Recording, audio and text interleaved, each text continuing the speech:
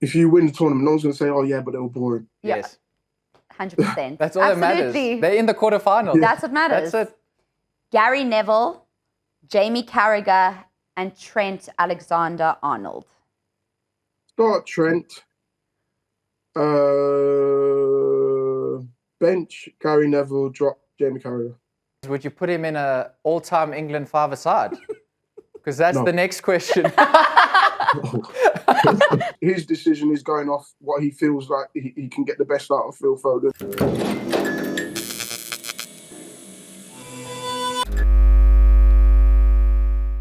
We are the Manchester Derby, and this is SuperSport Unplugged.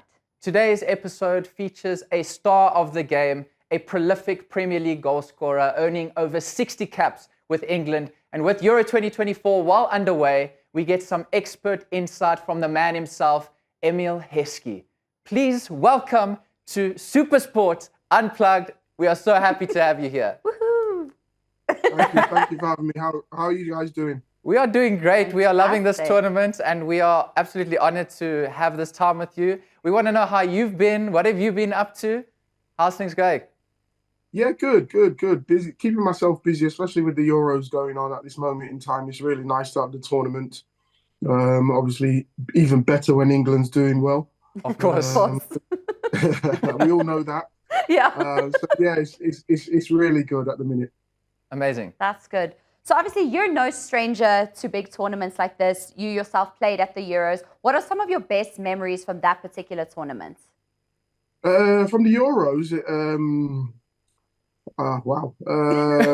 I went to Euro 2000, which wasn't particularly great, but obviously that was my first one. So being in the tournament as a kid, when you're sitting there watching a tournament and you're dreaming to be there, and then one day you're there, it's just unbelievable.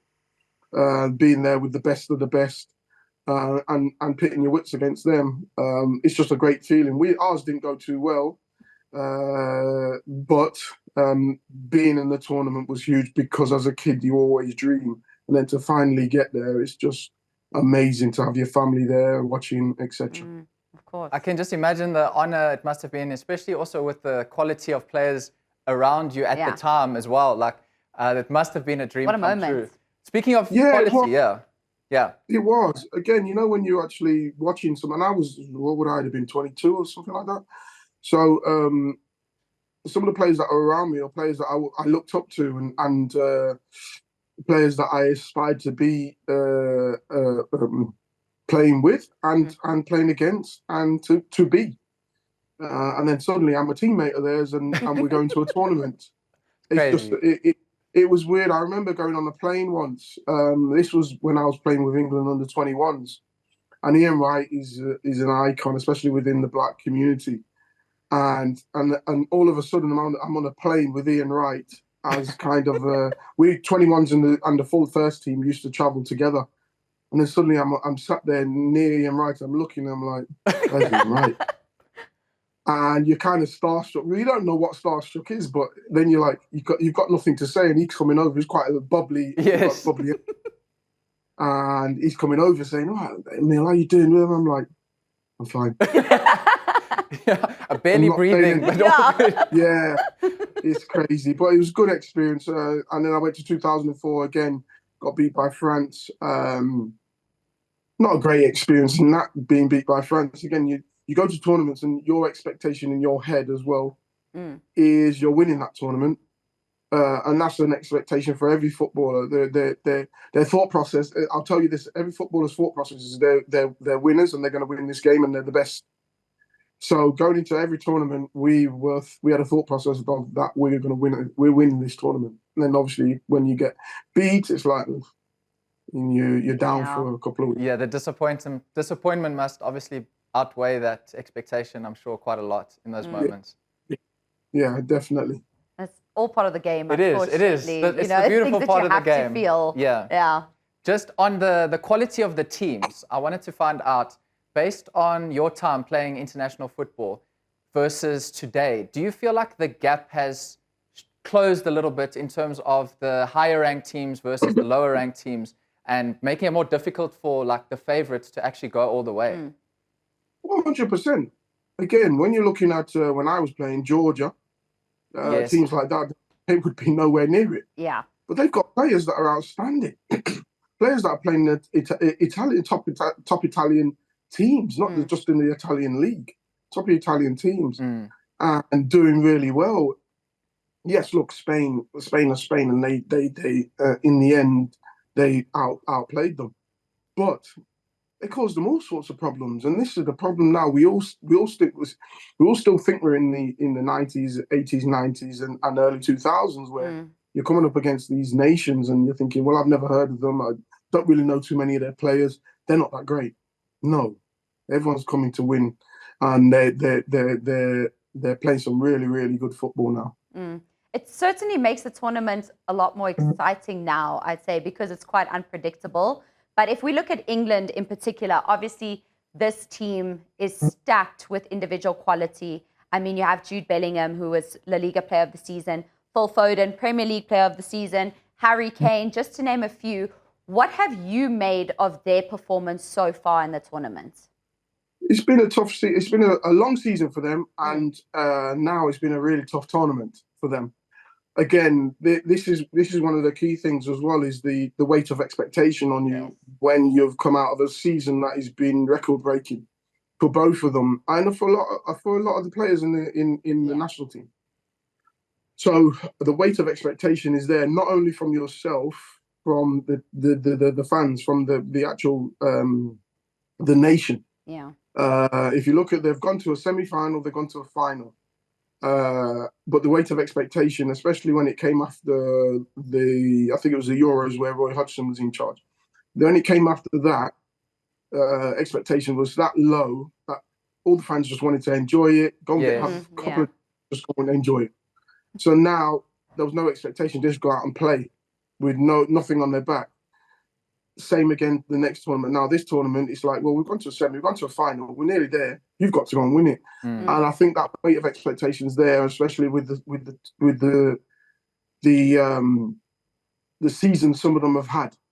Yeah, like you're saying, record-breaking seasons that some of them have had. You've got Cole Palmer, who doesn't even play, and he was up there as one of the top goal scorers in the Premier League. And we like to say the Premier League is the toughest league in the world. Yeah.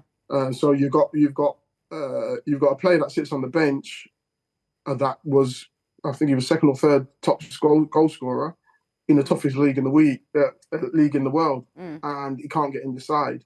So there's an expectation there that if he's sat on the bench, then surely the ones who are on the pitch have got to perform. Absolutely. And obviously there's been a lot of talk about the individual performances. And if we look at Phil Foden in particular, there's been a lot said about him. Do you think that Southgate is using him correctly in the system? We can only go off what we would do personally, wouldn't we? Of course. We can't really go off what his decision is going off what he feels like he can get the best out of Phil Foden. And I would say I've played in systems. I've played left wing. I've played right wing. I'm a forward. I've played left wing. I've played right wing. I've played number 10. So I've played several different positions, but I'm a centre forward. Now, if a manager asks you to do something, you go and do it, and you do it to your best ability. And I think Phil Foden has kind of plugged the gap there a little bit. Whereas me, I'd personally play him number 10 because that's a little role that he can roam, or play him, or you can play him inside, kind of a number 8, or you can play him and Jude 2 10s. Yes. City play a real structured formation. They play with 2 10s, but they stay in their places. And the players know exactly what they have to do when attacking. When defending, it changes a little bit. Whereas now Phil's playing wide left, and having played wide left, you have to hug that touch line. You've got to make the pitch as big as possible to give the defenders a tough job to actually cover the whole pitch. And that's not ideally his job. I don't think we get the best out of him doing that. I think he's got to be in that number 10 role, staying in them pockets. He's very disciplined when he's in them pockets, because the easiest thing as a footballer to do is attract yourself to the ball. But if you stay in them little pockets, the gap will open up, and then that's when you'll get the ball, and you can then start showing us what you're capable of doing. There's been numerous times that he's got on the ball in them 10 rows, and he's had a couple of shots. He's not had his shots from wide left really, or crossing from the far post at the far post. He's had it from when he's snuck into them little 10 pockets and got on the ball. Absolutely. And mid-tournament, at this point, like obviously Southgate has stuck with his midfield role with various players. Now, do you think he would make that change though to bring Foden in? I don't know. That's a very tough one because again, if it's technically working, why are you gonna change it?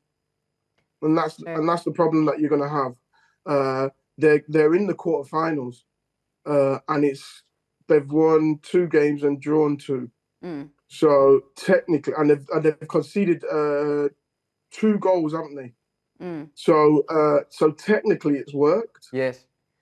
And this is true. Yeah. So would you change it? And that's the thing you've got to think about. It's just so fascinating because when you say that out loud, England are actually doing really well. But obviously, there's been a lot of talk about them and how I think people just expected more from them in terms of the entertainment aspect, because there's been a lot of talks about being boring. But I mean, they're getting the results in the end. So it's interesting that they're still getting that much backlash. Yeah, it's a tough one. It's a really tough one because tournament football is about winning. Yeah. But again, as a nation, you've got to get the blend right, in my eyes. Because really, tournament football is about winning. No one's gonna say, if you win the tournament, no one's gonna say, "Oh yeah, but they were boring." Yes. 100%. That's all that matters. They're in the quarterfinals. That's what matters. That's it. The history book's not going to say they won this game against so-and-so and they're playing really bad football and this person wasn't getting on the ball and that person had a bad game, blah, blah, blah, blah, blah. No, they're just going to say they won that tournament. Yes. Very true. So we've got to find the blend because again, football is about entertainment. It is. It is about entertainment. It's about putting bums on seats. You look at Germany, Musiala. Yeah. Fantastic. It's fantastic player. And I called it before the tournament. I said that's going to be the young player in the tournament. Yes. I didn't know he was going to score that many goals because the reality is that that's part of his game that everyone talks about. He needs to improve. But the other parts of his game, he's so exciting. He's brilliant. Absolutely brilliant. You were touching on the expectations of the players in England. Obviously, after England's group stage performances, although they did get through, people obviously haven't been that, like you mentioned, that enthusiastic about them. Yeah. So after now this win against Slovakia, do you think the expectations have come back up again? Like now that they're in the quarterfinals, or are the fans back in England? What's the general feeling? What's the general feeling, do you think? I think they're still in the same boat. I think they're still thinking that they could play better. Yes. They could play quicker football, not so predictive football. Yes. And one thing with defenders, if you can just see everything in front of you and you just go like this, it's easy. But if you have to start turning and chasing the other way, you're suddenly having to think all the time. And this is where I think a lot of the fans are very frustrated with that, and where we have your Ollie Watkins and Gordon on the bench, who ideally are the ones that do that. I thought Ivan Toney was fantastic because the ball could then be played right up front, and it doesn't matter whether it's really a clean driven ball into him or just a hope ball. He's going to fight for that and make it into something different. So I think the fans were just a little bit frustrated with that. But again, we won the game, so it's difficult to really be too critical. It might also be the fact that they're seeing other teams like Spain utilizing their players in that attacking kind of way that you just described England should be doing. And it's like, if Spain can do it, we have the quality as with these players. Why are we not doing the same? I think maybe that's where the frustration is coming from.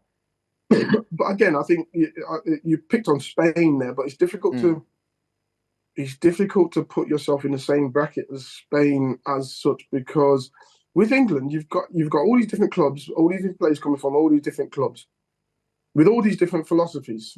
Yeah. Brighton play different, City play different to United, United play different to Liverpool. So you have all these different things that these players are getting constantly from the managers. And then Gareth's got to figure out what he wants as the England manager and as a nation. But when you look at Spain, they all play the same. They literally all play the same. It's a similar sort of football. They all want to play the intricate passes, but again, they still have players that want to play in behind. They have your Williams, who was fantastic the other night. The young lad, is it Lamel? Yeah, Lamine Yamal. Oh, what a special player. He's 17, hasn't he? Wow.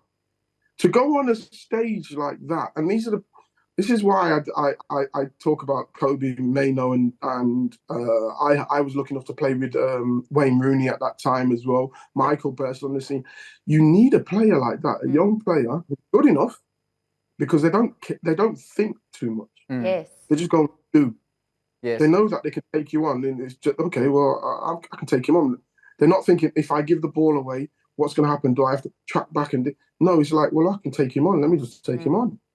Well, I can do this. Let me just do that. And what the older you get, you start to resonate with, if I do this and then I give it away, and you overthink things. Wayne Rooney at 2004 was unbelievable because he just wanted the ball and he wanted to play. He didn't want to think about this and think that, that player's better than me, or that player's better than this. No, I'm good at this and I'm going to go and do it. That youthful... Oh, we love watching. We love it. It does. It comes from, you're not taught fear, you are taught fear. So when you're a youthful player, you just, like you said, I mean, they're just playing for the love of it. That's what they want to do. Yes. And that's what's so exciting to watch. I just want to touch on Rooney. You mentioned him. I recently saw an interview of him saying that at that tournament, 2004 Euros, he felt like he was the best player there. And with that kind of confidence, like also being a part of that squad, you see it in training and of course on the pitch. What was that experience like, seeing such a young player with so much confidence? And I'm sure it must have even helped the rest of the team want to lift their levels as well. Yeah, 100%. I think it's just a breath of fresh air to see a young lad just coming in and just wanting to enjoy and wanting to play and wanting to be the best. And that is a key thing with him. If you was to ask Wayne Rooney at the time, and don't get me wrong, he's a forward. I don't think he would have classed himself as a centre forward. He's just a forward. Just give me the ball, I want to play. And he was the best at that. Now, if you asked him if you could play right back, he goes, "Yeah, I can play right back, and I'll be the best right back in the world." And then if you'd asked him, "What about left back?" he just said, "Yeah, I'm probably the best left back in the world." It was the confidence in the lad. Yes. It was just amazing, amazing. Let's take it back to talking about the pressure, and obviously in 2020, do you feel like the team currently has more pressure now than what they felt back then? Or what's your feeling around that? Is there a lot more pressure on the team now? Oh yeah, there's a lot more pressure on the team now. Again, when you're looking at that time, England weren't doing great in the sense of even just qualifying and being at tournaments, blah, blah, blah. So there came a time where I personally, and this is just my personal opinion, I think the fans just said, let's just go and enjoy the tournaments. Let's just, where they get it, is what it is. And then the players kind of, there was no scrutinizing, there was no harsh criticism. It was just, it is what it is. And then now, because they've gone to the semi-final and the final, the criticism and everything's come back again because there's a huge expectation. I was listening to someone talk about the I can't remember which Euros it was where Roy Hodgson was there and Iceland beat them, and they got battered after that one, and they were saying it was an all-time low, and this is where probably came where the fans just said, well, let's just enjoy it, let's not give anyone too much criticism, blah blah, and that's where we just flourished, and now we're coming to the pinnacle again where it's like, no, criticism's there, and you're going to get told if you have been good or if you have been bad, blah, blah, blah. And it's not easy to cut that out. Do you think it's fair, though, on the players? I mean, they are coming off the back of great seasons at their clubs, and I think people that are talking about it don't necessarily mention the point you did about the different philosophies of the teams they're in. They're just looking at it, these stars are the best in the world right now. Why aren't they performing together? I don't think you can say whether it's fair or if it's not. It's just there. It's just there, and you've got to deal with it. Yes. And everyone's going to have their opinion.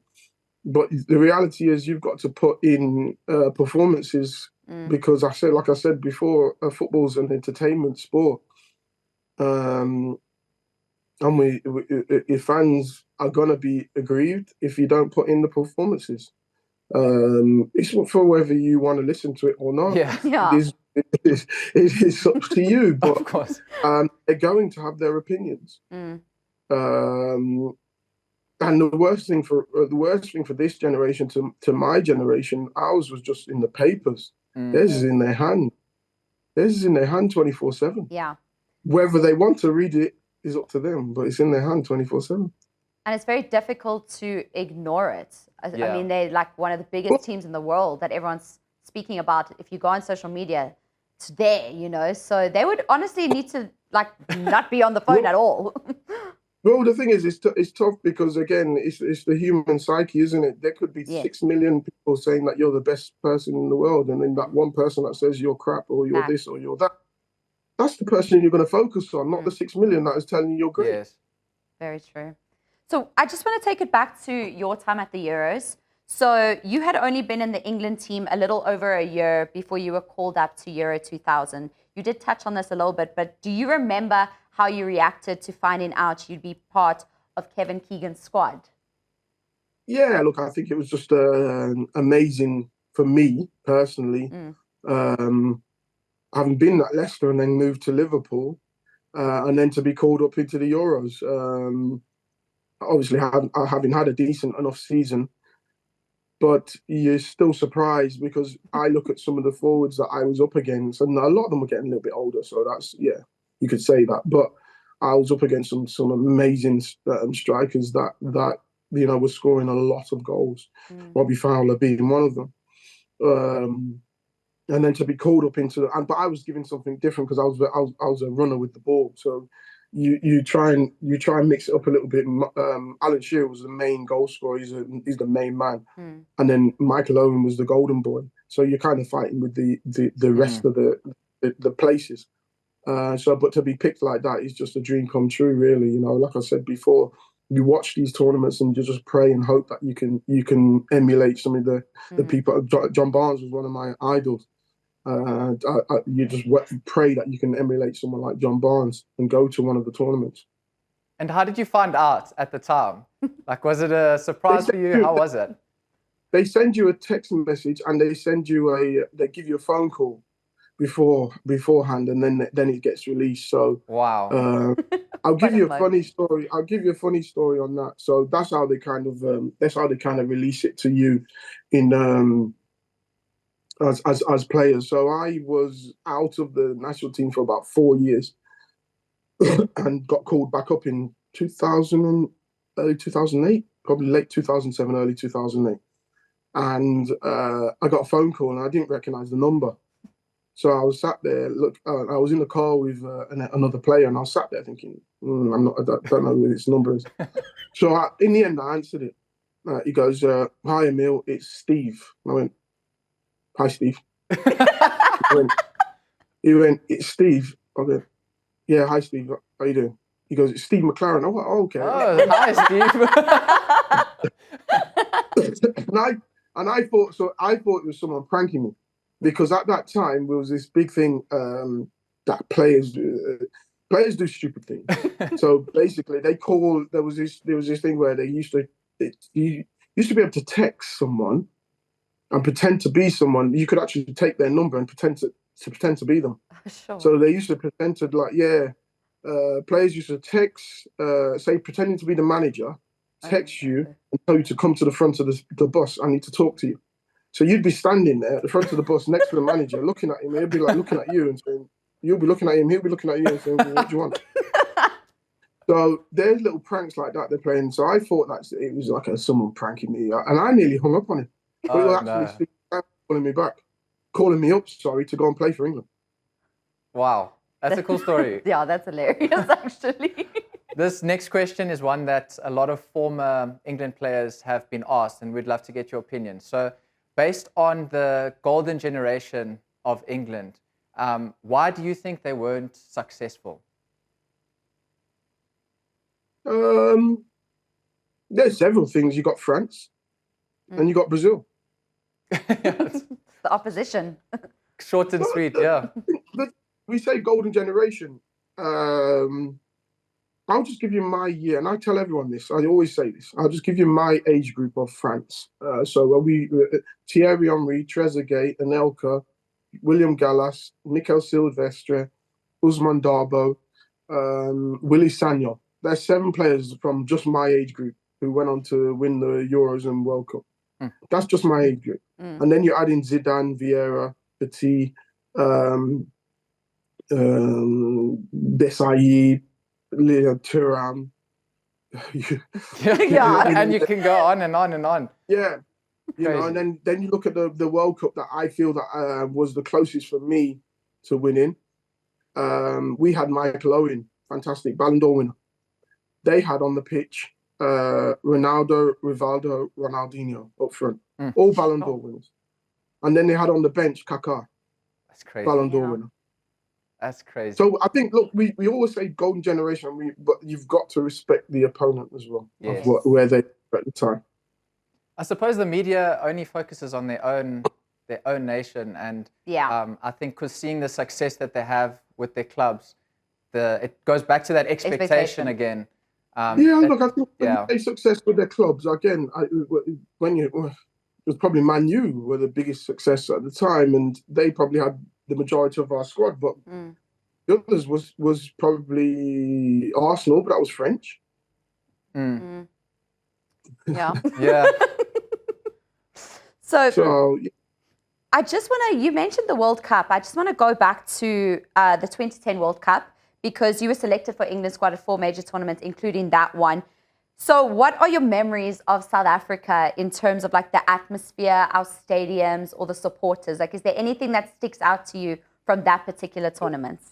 Yeah, just I thought it was a fantastic tournament. I thought it was great to be over there. I enjoyed every minute of it. My family came over and they absolutely loved it. Amazing. I thought the stadiums were wonderful. I thought it was very loud with the vuvuzelas. Yes. A little bit distracting, but again, own it, make it your own. Yeah. It was something that was fantastic. Even talked about now about vuvuzelas. So that is 14 years ago. Yeah. So it was great. I loved it. I loved every minute of it. I think the vuvuzelas are a symbol of that tournament. The vuvuzelas and the Jabulani ball. Yes. That was also quite iconic. Yes. Yes. Yeah, and it was fascinating because again we played in a place like in the build up to the games, and it's high altitude, and I've never really played at that, and then the ball was going all over the place. Yeah. But it's great for strikers. I mean, hit it hard enough, it's gonna go everywhere. Yeah, we saw some of the best World Cup goals in that tournament because of it, which is awesome. Yeah. Okay, next question I'd like to ask is just back to England's last game.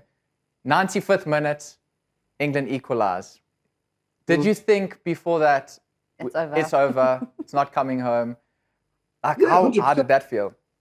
Yeah, 100%. Again, it's disappointment, isn't it? But you can never give up, but you never say never. And this is the key thing. I was speaking before the game, and people were saying about Harry Kane not doing too well, blah blah blah blah blah. And I said Harry Kane's a very difficult player to say that you're going to bring off. Because at any given moment, even if he's having a bad game, there's always that one player who knows how to score, who knows how to hit the back of the net, who knows how to sniff out a chance. And Harry Kane's one of those players. And it's a really bold, it takes a really bold manager to say he's not going to do it today.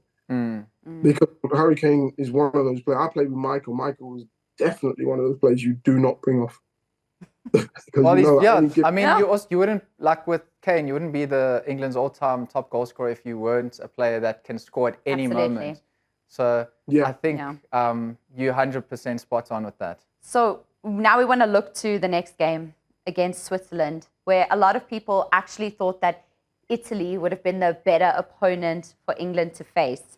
And Switzerland have surprised a lot of people. I know they've surprised you, for example. So what are your thoughts on that game, and how do you see England doing for that one?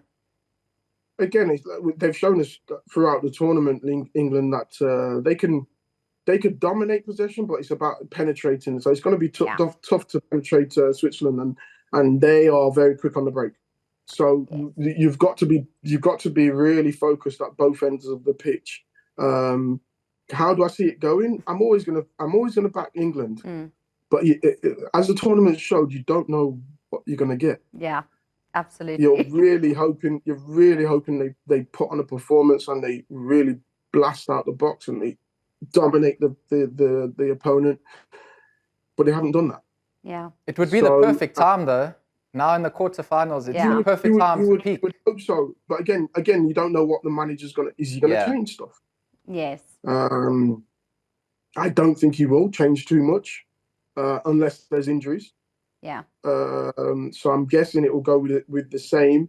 I'm hoping that his substitutes are probably a little bit give the players a little bit longer, to really make a mark. Even though the substitutes will work really well, so in essence, he can say, "Well, look, the substitute set up the goal." Yeah.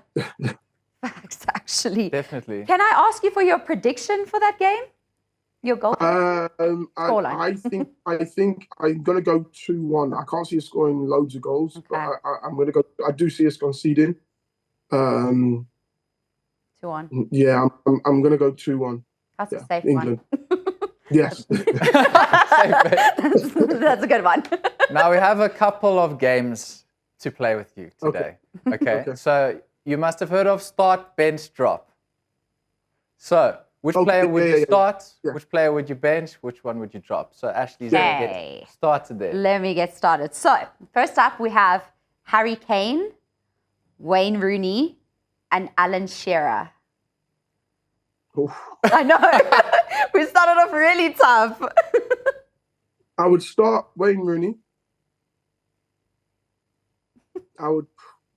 That's a tough one. That's a tough one. I would bench.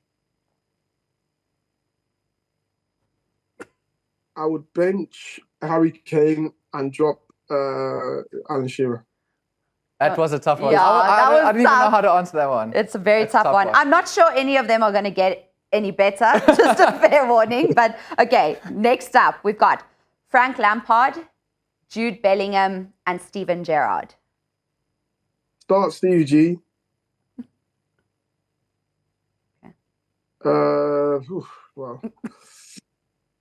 Bench.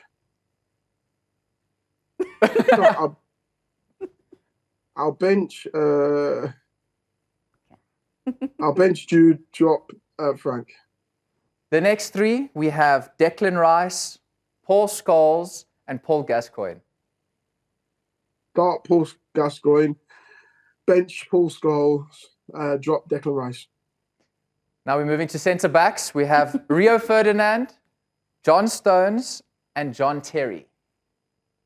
Ooh. Start Rio, bench John Terry, and Stones, drop. Oh, how do you feel about that? That hurt my Man City heart, but I understand. Well, do you know what? They're all great. Again, when you're talking about defending, you can't beat the 2000s. Yeah.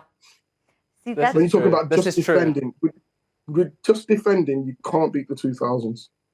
Do you feel closer to Man City now that you have it's both your kids in? Yeah, I do. Yeah, my two boys. Your two boys. I watch them a lot, but it's more youth football. I do watch the first team every now and again, especially when they were younger because they got free tickets. But yeah, they probably a team that I do keep an eye on just because. Yeah. And how does it feel as a father seeing your kids already like in such a great system? I think Man City's youth is one of the best, especially in England. You must be incredibly proud to have them in that system right now. Yeah, 100%. As a parent, he's just proud to have them in the system at first. They've been in it for so long, and to then now see them flourishing at the top end of it. It's still at the early stages of the top end. My youngest son is his first day as a scholar today, so he's literally just packed his bag. Congratulations! That's exciting. His bag and gone to work for the first day. So, yeah. That's awesome. That's really cool. Okay, we've got one more of the start bench drop. So, Gary Neville, Jamie Carragher, and Trent Alexander-Arnold. Start Trent. Bench Gary Neville, drop Jamie Carragher. Nice.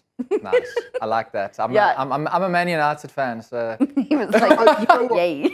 Gary Neville for the generation that he played in, he's arguably the best right back. Underrated. The reason I say he wasn't fantastic, but he was one of those players that you could rely on. He'd give you 8 out of 10 every game. Now the question is, would you put him in an all-time England five-a-side? Because that's the next question. That was probably the easiest question. But we would actually like to know who you would put in an all-time England five-a-side. This is another tough one because there's so many great players to choose from. So all time. Well, let's say in the modern era, in your time, yeah. Five-a-side. So one up top would. That's a tough one. It's a very tough one. Because who's the best goal scorer? The best goal scorer is Harry Kane. So I'd have to put Harry Kane up there. Harry Kane? So you got Harry Kane up front in goals. Who would you then I'll go with Stevie and Gaza.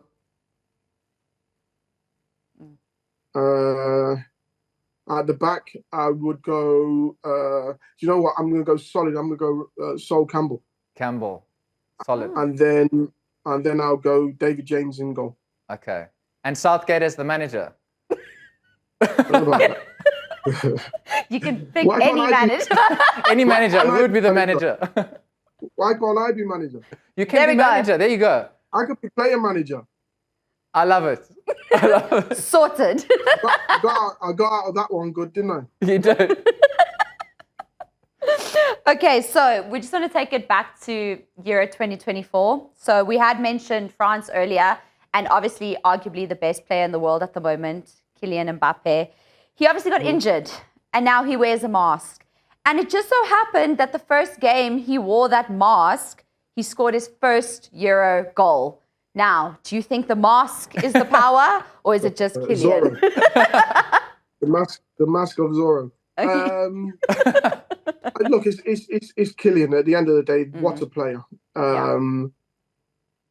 At such still a young age, to be captain, to be a talisman, be that person that everyone looks up to and looks for, it's not easy. We talk about pressures. Yeah, that's pressure. Absolutely. But he takes that on his shoulders. He takes that in his stride. That's what he's capable of doing. That's him. That's his persona. That's him. That's Kylian. He steps up to the plate, and if France don't win a game, he knows that he's the person that everyone's going to blame. If France do win a game, he knows that he's going to be getting the accolades. But you got to take the good with the bad, and he's ready for that. Definitely.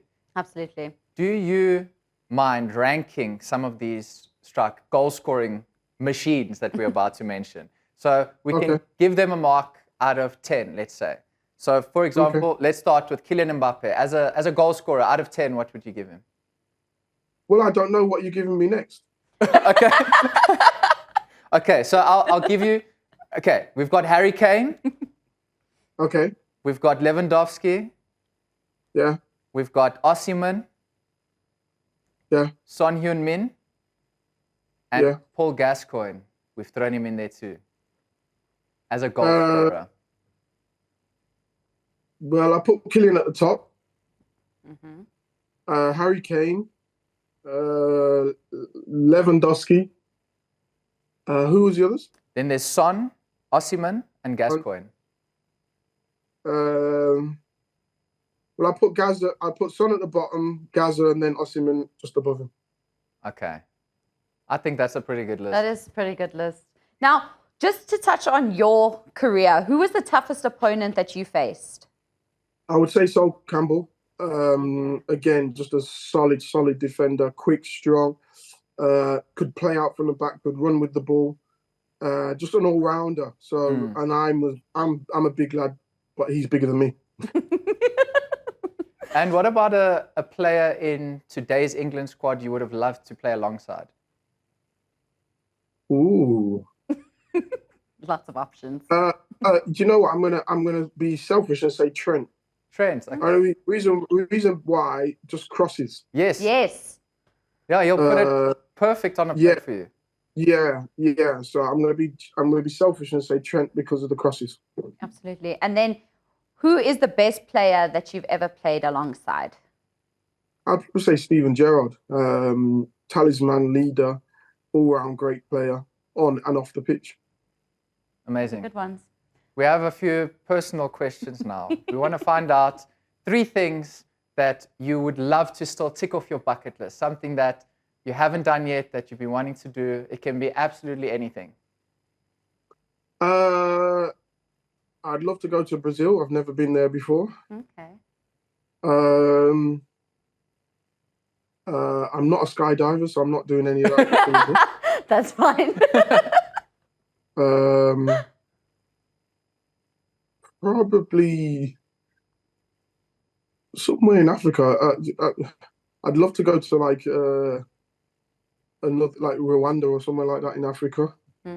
Because I've been to a few African countries and it's been fantastic. I loved South Africa for the safari. Yes. Even though when we went, it was so cold, but it was brilliant. It was so good. Did you see a lion? Yes. And we saw them feeding as well. So that's amazing because it doesn't happen often. Yeah. A lot of times people go on a safari and they don't see lions. It's like quite rare. Well, so that's great. Yeah, we were very lucky. Saw a huge elephant coming towards us as well, which was it was really good. I'm not sure the others. I've done quite a lot. So Northern Lights. I would love to go to Northern Lights. That would be amazing. Yes, that's a good one. It's on mine too. So, yeah, that's a really good one. Just bringing it back to the World Cup in South Africa. So you were involved in the Shoe Aid for Africa campaign at the time. Why was it important for you to be involved in a campaign like that? Well, the thing is, campaigns are there because, again, it's to help and it's to bring awareness. Yeah. And if you can use your platform, if you can use your notoriety to bring awareness to a campaign, it's always the biggest thing you can possibly do. I'm lucky enough, and don't get me wrong, I wasn't rich growing up, but my parents were fantastic. I had a roof over my head. I was always fed. I could go out and play football. They managed to get me to football, even though we didn't have loads. So I was lucky in that sense. And if you can give back anything, it's a must. I know my wife did the One Goal Foundation at the time and did some stuff in South Africa, which was fantastic. And it touched her because we had 2 kids at the time. And obviously just becoming a mother, you realise that these kids are lucky and some aren't. So you try and do as much as you possibly can. And as a footballer, I'm sure the fact that you've been able to give your kids an incredible life, how has football changed your life? Well, I've managed to travel the world. Yeah. That's one of the I managed to allow my family to travel the world with me as well. So they came to the World Cup and the Euros. Japan, Portugal, obviously South Africa. So yeah, being able to do that with them. But again, all that is it's just about spending a bit of time with them. To be honest with you, again, not everyone has that that opportunity to spend time with their family. And that's one of the main things that is key as well. If you've got the opportunity to spend time with them, spend that time with them, because it's key. Not everyone has that opportunity. 100%. So lastly, after many club honours, goals, historic moments for you on and off the field, how do you want your legacy to be remembered? Just as a all-round good person, an all-round. Well, you've definitely brought a smile on our faces today. That's for sure. That was a beautiful conversation. So you are winning in leaving a positive legacy for Absolutely. sure. Yeah, that's all I want. Thank you very, very much for your time today. You have been a breath of fresh air. It's been so nice to get your insights, especially with England and your experiences. So thank you very, very much. This was such a great conversation. And we hope you enjoy the rest of the tournament, and all the best with your kids in the academy. Yeah, we'll see them on the We'll see them soon, I'm sure. Soon. Yeah. And thank you. Have a fantastic day. Thank you so much. Take care. Thank you very much. Take care. Take care. Cheers. Bye. That was the man himself, Emile Heskey. What a guy. What a great chat. We are so grateful to have had him here today. That was amazing. And I'm really glad that I didn't mention that you find Trent overrated, because he favors him, hey? He does favor Trent. Yeah, so that would have ruined your new friendship. But I do think he's great going forward. We don't have to talk about... You just have to explain yourself. Thankfully, you didn't mention that. No, that's fine. I want to stay friends with him. Exactly, and I kept that in mind. So, but what a great guy, great conversation, and yeah. We are the Manchester Derby, and this was Super Sport Unplugged.